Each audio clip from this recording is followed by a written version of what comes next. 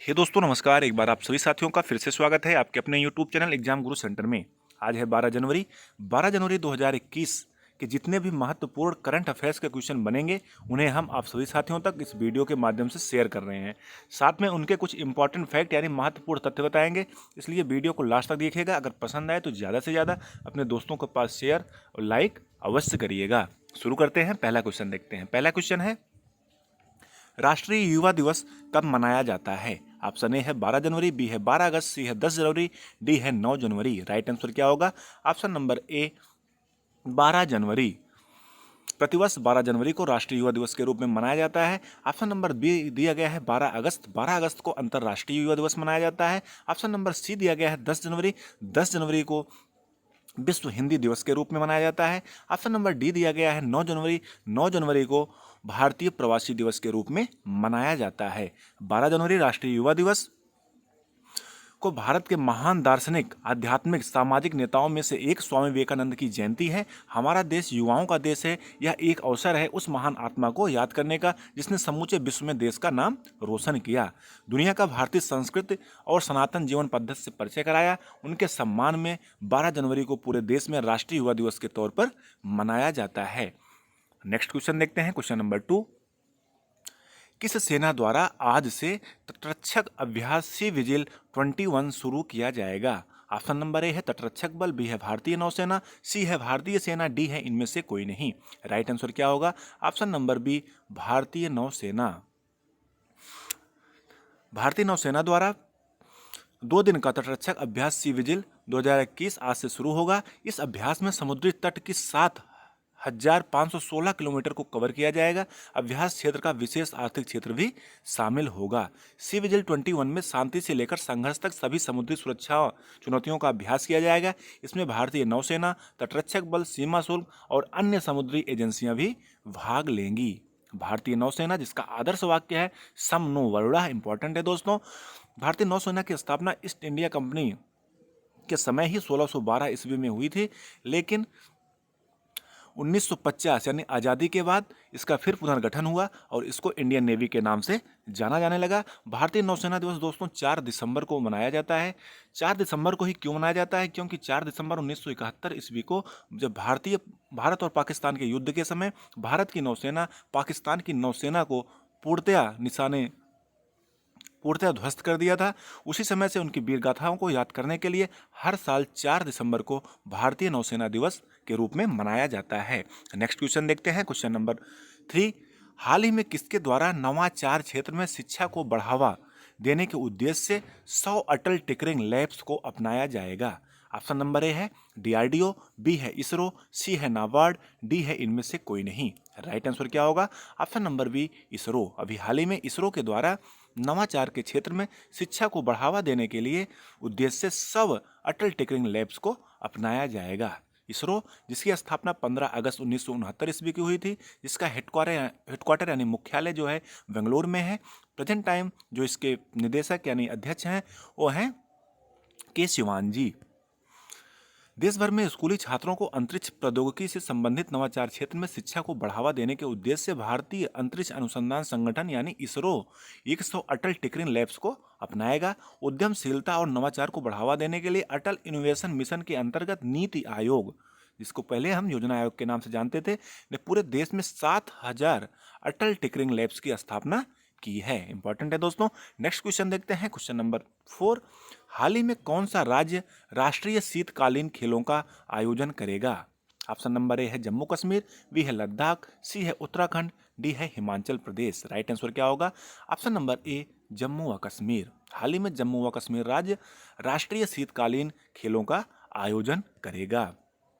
केंद्र शासित प्रदेश जम्मू कश्मीर 11 से 16 फरवरी तक राष्ट्रीय स्तर के शीतकालीन खेलों का आयोजन किया जाएगा।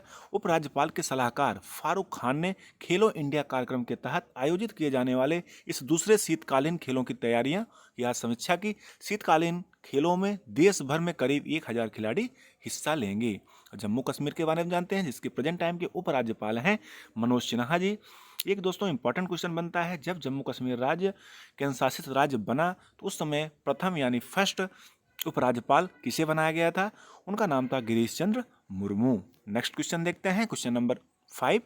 हाल ही में किसने सिविल सेक्रेटेरिएट में सतर्क नागरिक मोबाइल ऐप तथा विभागीय सतर्कता अधिकारी पोर्टल की शुरुआत की? ऑप्शन नंबर ए है मनोज सिन्हा, बी है हिमा कोहली, सी है सुधांशु त्यागी, डी है इनमें से कोई नहीं। राइट आंसर क्या होगा? Option number A Manoj Sinha. अभी हाल ही में जम्मू कश्मीर के उपराज्यपाल मनोज सिन्हा सिंह जी द्वारा सिविल सेक्रेटेरिएट में सतर्क नागरिक मोबाइल ऐप तथा विभागीय सतर्कता अधिकारी पोर्टल की शुरुआत की गई। ऑप्शन नंबर बी दिया गया है हिमा कोहली। हिमा कोहली अभी जो नवनिर्वाचित न्यायमूर्ति तेलंगाना राज्य की बनी है। ऑप्शन नंबर सी दिया गया है सुधांशु त्यागी। ये भी जो है मुख्य न्यायाधीश गुवाहाटी उच्च न्यायालय के बने हैं। नेक्स्ट क्वेश्चन देखते हैं, क्वेश्चन नंबर 6।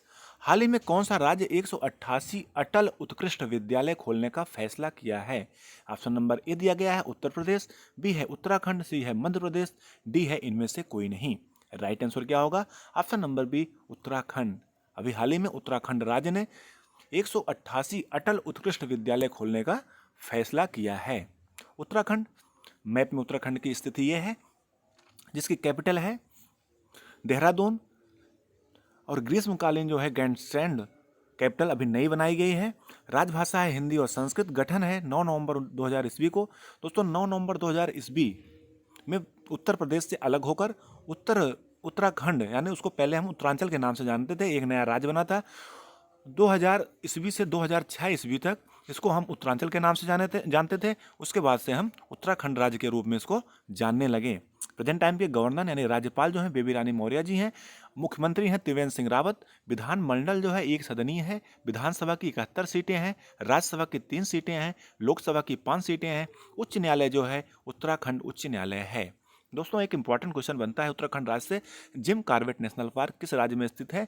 वो है उत्तराखंड राज्य में स्थित है। एक इंपॉर्टेंट क्वेश्चन और बनता है, जिम नेशनल पार्क का पुराना नाम क्या है? पुराना नाम है हैली नेशनल पार्क। और एक इंपॉर्टेंट क्वेश्चन और बनता है, जिम कॉर्बेट नेशनल पार्क के बीचों बीच से कौन सी नदी प्रवाहित होती है? राइट आंसर उसका क्या होगा? रामगंगा नदी जिम कॉर्बेट नेशनल पार्क के बीचों बीच से होकर गुजरती है। नेक्स्ट क्वेश्चन देखते हैं, क्वेश्चन नंबर 7। हाल ही में किसके द्वारा कोयला खनन क्षेत्र में single window clearance system web portal का उद्घाटन किया गया? ऑप्शन नंबर ए है अमित शाह, बी है नरेंद्र मोदी, सी है धर्मेंद्र प्रधान, डी है इनमें से कोई नहीं। राइट आंसर क्या होगा?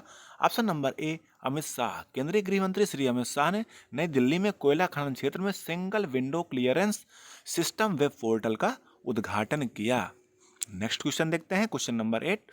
हाल ही में किसने विश्व स्वास्थ्य संगठन दक्षिण पूर्व एशिया के लिए क्षेत्रीय कार्यालय की निदेशक सुश्री पूनम खेत्रपाल सिंह के साथ एम्स नई दिल्ली में 47वें दीक्षांत समारोह की अध्यक्षता की? ऑप्शन नंबर ए है स्वास्थ्य एवं परिवार कल्याण मंत्री डॉक्टर हर्षवर्धन जी, बी हैं प्रधानमंत्री नरेंद्र मोदी, सी हैं गृह मंत्री अमित शाह, डी हैं इनमें से कोई नहीं। राइट आंसर क्या होगा? Option number A doctor Harshvardhan.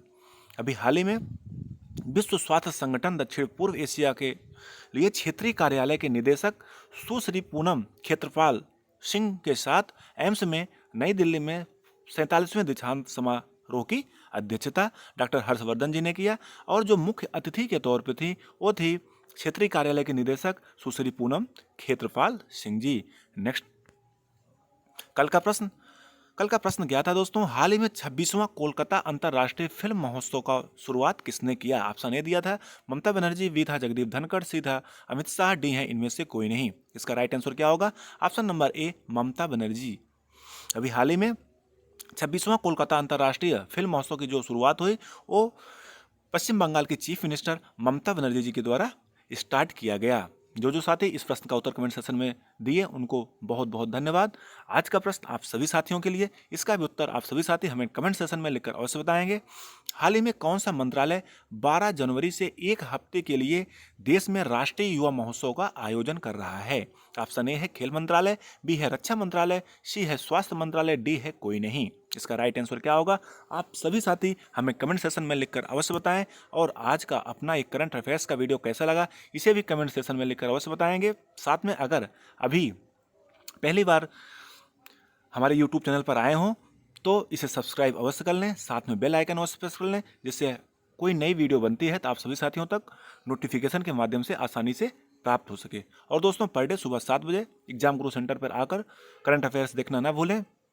Current affair दोस्तों किसी भी एग्जाम, जितने भी प्रतियोगी परीक्षाएं हैं, किसी ना किसी एग्जाम में यानी सभी एग्जाम में 5 या 10 नंबर के अवश्य पूछे जाते हैं। इसलिए अच्छे से तैयार करें, अपने दोस्तों के पास शेयर करें, जिससे वो भी करंट अफेयर अच्छे से तैयार कर लें। ठीक है दोस्तों, मिलते हैं नेक्स्ट वीडियो में, तब तक के लिए धन्यवाद। जय हिंद।